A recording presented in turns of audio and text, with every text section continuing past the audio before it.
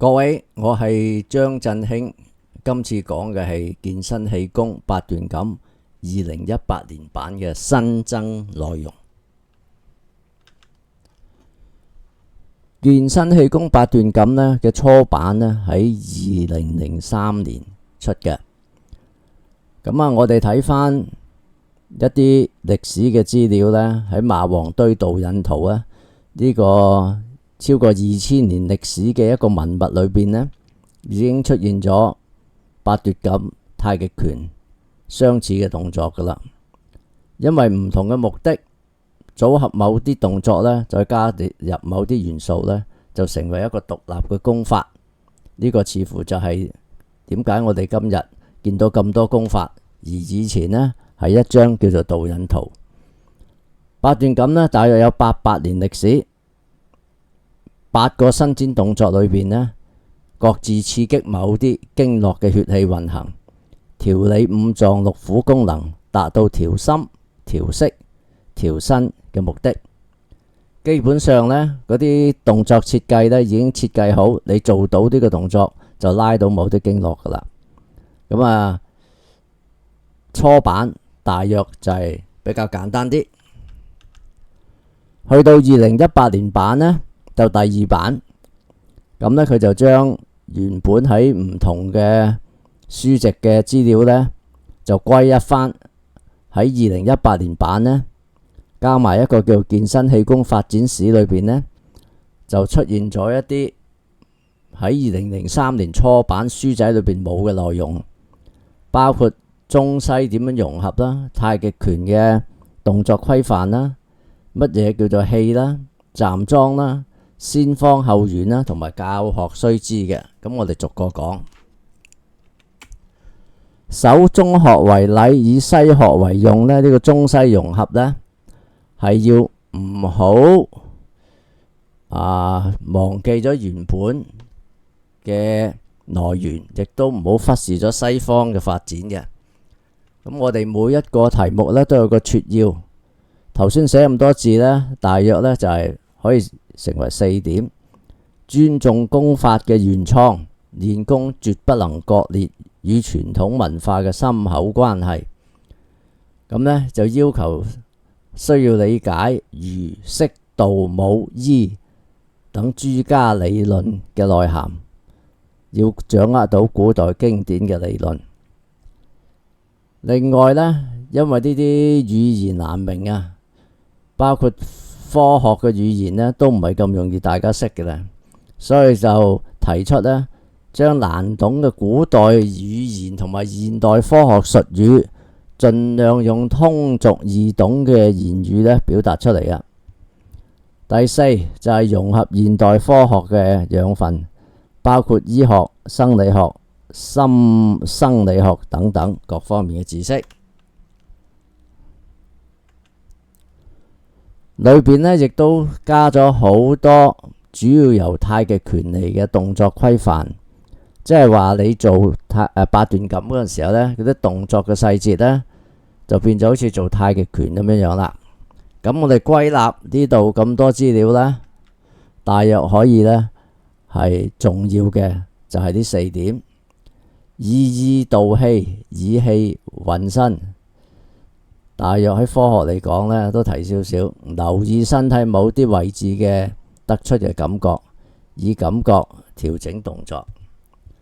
力發於足，主宰於腰，行於四肢。呢個第2點。第3就係節節貫穿，勁力順達至四肢末梢。咁唔同嘅地方呢，講嘅嘢可能都一樣嘅。例如另外一度講呢，就係運氣如九曲珠，無微不至。去到最後呢，去做到氣遍身軀啦，意念貫穿全身而渾然一家，完整一氣。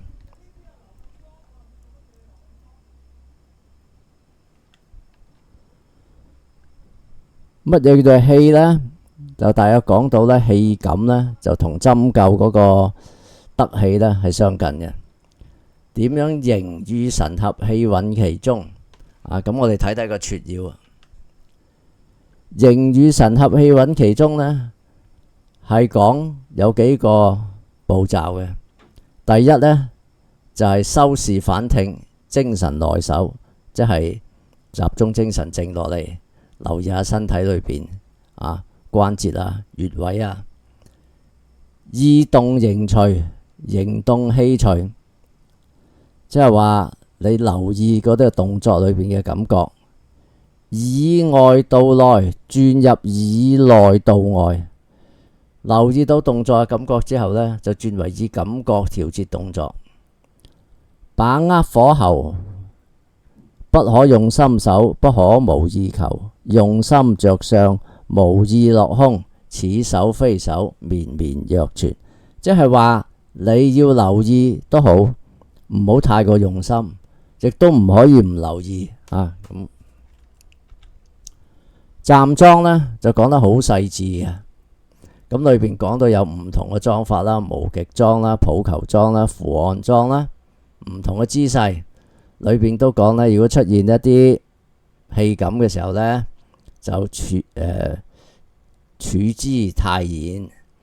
咁喺站樁嘅時候呢，就放鬆某一啲特別嘅位置，包括9個關節、9個穴位之類。咁我哋喺嗰個撮要嗰度又睇睇。呢個呢，係配合翻之前氣嘅神與形合，氣如其中。係我哋呢，係要留意，想去放鬆9個關節同埋9個穴位嘅咁仲有呢，就係留意肌肉、筋腱、韌帶呢一個呢，其實係本體感覺嘅受體位置嚟嘅，即係嗰個感覺接收器喺我哋嘅感覺系統裏邊。咁用呢個就得知到我哋身體位置喺邊。由上到下，由點到線，由線而面。咁呢個即係話呢，你係將嗰啲關節穴位肌肉、筋腱、韌帶呢啲位置呢，點樣連成一條線由上到下，由點到線。咁如果你連貫咗呢，即係話你又要留意嗰啲一個個嘅位置，亦都要留意呢嗰啲線喺邊度嚟嘅。咁當你越嚟越多線嘅時候呢，佢就叫做由線而面啦，即係擴展出去。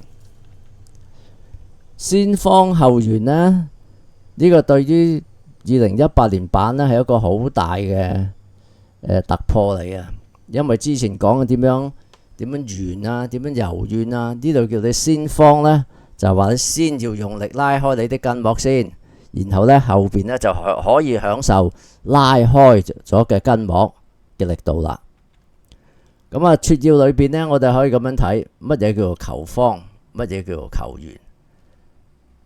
伸筋拔骨，動貫潲節，強化筋膜骨，牽動全身經絡之氣流。即係話你要點樣掹得開嗰啲筋腱，使到啲骨呢，即係嗰個關節呢喐得好啦。咁過程裏邊呢，就強化嗰個肌筋膜拉動到全身，所謂全身一氣啦。求圓係話當你做到求方之後呢，每個動作呢，你做到圓嘅時候呢，亦就有一個柔軟性可以存在啦。如果你冇求方呢，你硬邦邦要求圓呢，都係硬邦邦嘅啫。動作要柔和綿連，減少形體緊張對血管嘅壓迫意念貫穿全身而渾然一家，即係呢一個呢，就同太極拳講嘅嘢呢，就係差唔多嘅。所以大家會睇得到呢，太極拳講嘅嘢、氣講嘅嘢同埋動作講嘅嘢呢，係慢慢融合埋一齊嘅。頭先提到咩叫伸筋拔骨啦？伸筋拔骨呢，就介紹個筋係乜嘢？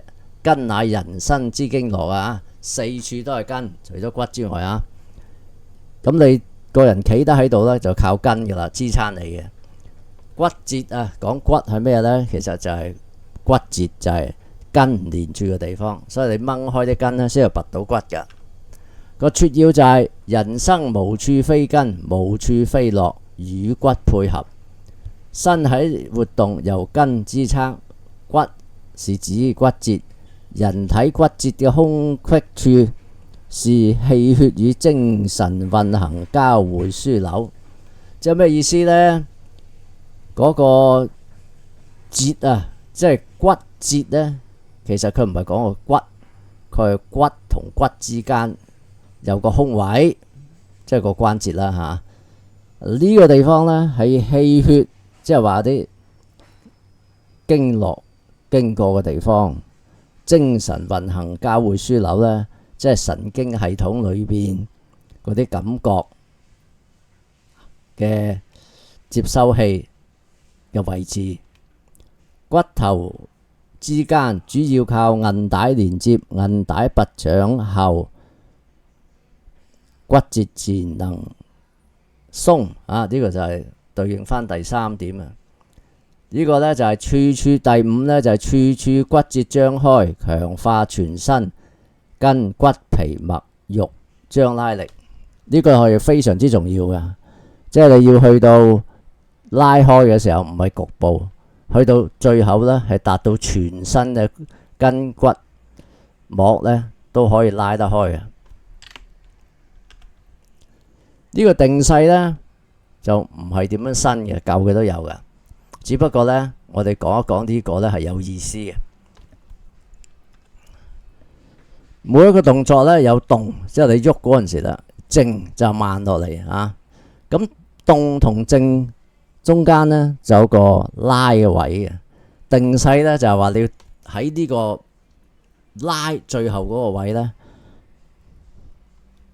就係閉住呼吸1至2秒或者更長，使到你呢喺呢個時候呢拉長啲肌肉啊，保持牽引伸拉，即係話你喺拉開咗之後再拉多少少。咁呢個同伸筋拔骨有咩關係呢？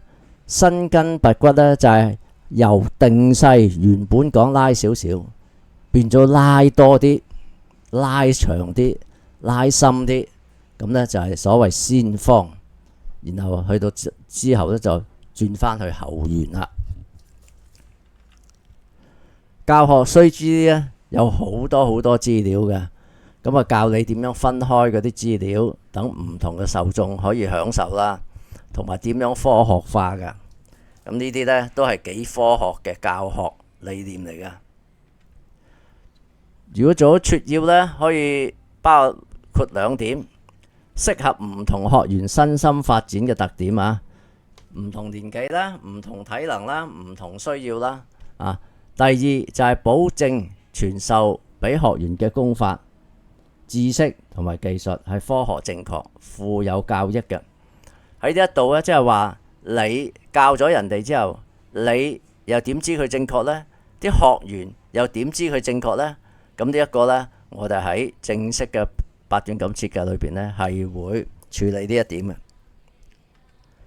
咁呢，我哋今日講個新增內容喺八段錦2018年版呢，就到此為止。多謝大家，拜拜。